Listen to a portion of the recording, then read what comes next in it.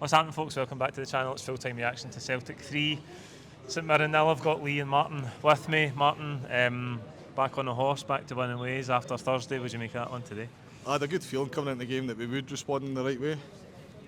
Obviously a difficult game in our last match and still licking our wounds a wee bit because we underperformed so much, but I thought today we looked hungry. They did change a few of the players as well, which I think wasn't a bad thing. Brendan appears to be in the habit now of rotating, particularly that midfield. Some would say maybe a wee bit unsure as to who his best 11 is, but whether he is unsure or whether he's not unsure, I think the rotation's working quite well and it brings a bit of contentment amongst the players. So I was quite pleased to see the changes made today, and I thought they were the right ones. And I thought we settled in the game, albeit we didn't get the goal as early as we would have liked. But we're dominating the game in the early stages, and when the goal came, I thought, that was pretty much job done, and it was just a case of how many after that. Of course, you would have liked more than 3, but I thought we played relatively well, and it was a good response to what happened on Thursday. Yeah, absolutely, Lee. I think having McCowan and Engels back in midfield maybe just gives us a bit of freshness, a bit of a flat start though, and then we get the breakthrough. I think actually comes for St Mirren goal kick, is it? And then we get down the side with Maeda and couldn't get the goal. Yeah, just looking at what the team when I came in, I was thinking, where are the right starts? But it was good. McCowan gave us a lot of energy, I thought, and his first touch, his passing was sharp. Engels as well was about the park, so I did to give us a lift. I thought actually we lost a bit of shape when Hatate came on, and maybe his confidence is a bit away at the moment, but pretty comfortable in the end. Something didn't really trouble us, but it was a good way to get back on the horse, as you say, and a good win overall, really. Yeah, absolutely. Martin, I thought in the first half actually we looked most dangerous for corners, and again Engels' delivery. We've went seasons, we talked about this last week, but we went seasons where we thought corners are terrible, the delivery's terrible. But that's 4 or 5 goals now I can think of off the top of my head, and it's a great delivery again for Trusty's goal. I mean, I've gone back a long time now, but when I was growing up as a teenager, I remember players like John Collins, Pierre Van Hooijdonk, Nakamura, all these players that were great dead ball specialists, whether it be a corner or a free kick. Pierre Van Hooijdonk in particular, almost every time you hit a free kick he scored, Andy Tom, players like that. But nowadays it just appears to be a bit of a struggle when it comes to free kicks. I'm just trying to remember there, when was the last time we scored from a direct? I know, direct for a free kick. I know. So almost corner and free kick principally the same thing, isn't it? It's, can you get the ball to where you want it to be, whether it be the penalty spot or whether it be the top corner from a free kick. So it's at a club like Celtic, we shouldn't be struggling with stuff like that. You should be bringing in players who are capable of putting in a good cross. I think Lee Griffiths wasn't bad at it when he was here. He was quite good, and your number 9's taking the corners because he was good at it. And he wasn't bad at free kicks as well, to be fair. But yeah, Engels is the answer to that. His corners are exceptional, and of course we scored from a corner today with the second goal. Just a fantastic cross into the box, and a good header, but played into that area, that danger zone. So I was really impressed with that. Probably the goal I enjoyed the most was the first goal. I just thought we went from being quite passive and predictable in our passing to all of a sudden dropping the shoulder in the midfield, going past a player, playing a fantastic pass into Maeda, and then a great cross, inch perfect. I thought keeper might have done a wee bit better, but probably been over critical. So I enjoyed that first goal, and then the second one, as you say, the corner. Just good to see us scoring from those positions, and we need to get more of those goals. We need to defend the corners better, but it's good to see us scoring at the other end. Aye, absolutely. Delivery's been brilliant from Engels. That's one thing you can't fault him on, Lee. I thought second half we obviously get the goal through really good composure because the keeper makes a mess of it, but he's right on top of it, and he just takes that touch to the side to give himself a tap in.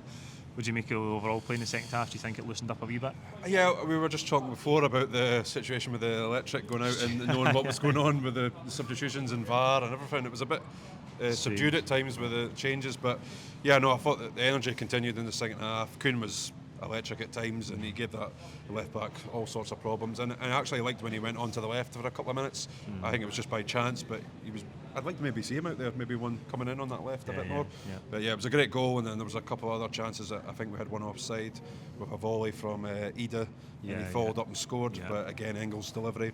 I did actually think Engels' corners at times, there was a couple that were a bit off, but overall, McGregor as well, just keeping everything going and moving quickly. So I'm kind of asked for much more after what happened the other night, and we extend our lead at the top, and it's all forward to Wednesday now, really. Game's coming thick and fast, as Lee says. Martin, Dundee United on Wednesday. Again, you'd expect that rotation to continue. One of the changes made today was at centre half, and Trusty coming back in for Scales. How do you see that one going forward? Because I think centre half's maybe not one of those positions you want to be chopping and changing all the time, isn't it? I would slightly favour. Neither of them are perfect, far from it, and I think I'm right in saying Trusty played the final, didn't he? And Brendan was critical over his distribution. and then brings Scales in and starts him in the game at Ibrox. So I think he's still a wee bit undecided himself. But again, I think a little bit of rotation. But I know what you're saying. You want to have a steady back four, and we've had Johnson and Carter Vickers, and of course a consistent keeper. But Trusty versus Scales and Taylor versus Via to some extent has been the question marks. I would go with Trusty. I thought his performance, and I know it's a one-off game, but his performance in Atalanta was exceptional. I know it was a different type of game to a lot of the games that you'll see here.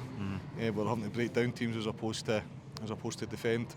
But I think he just needs to be given a bit of time. You know, no disrespect to Scales whatsoever. I think he's a good player. I think Trusty's just slightly better than him. It's my personal opinion. I know a lot of people have said that the criticism of Scales is unfounded and over the top, and to some extent I understand that.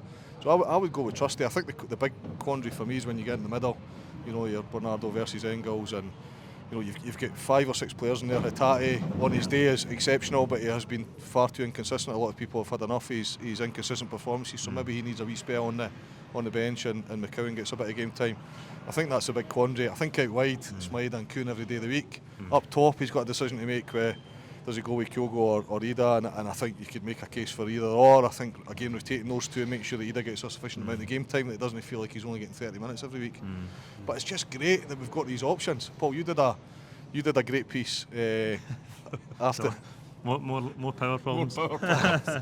You did a great piece after the Rangers game where you showed who we had in each of the positions, and you looked at that and thought, that's not a healthy position. You know, a lot of your second and third choices weren't great. So definitely we could do with strengthening the squad.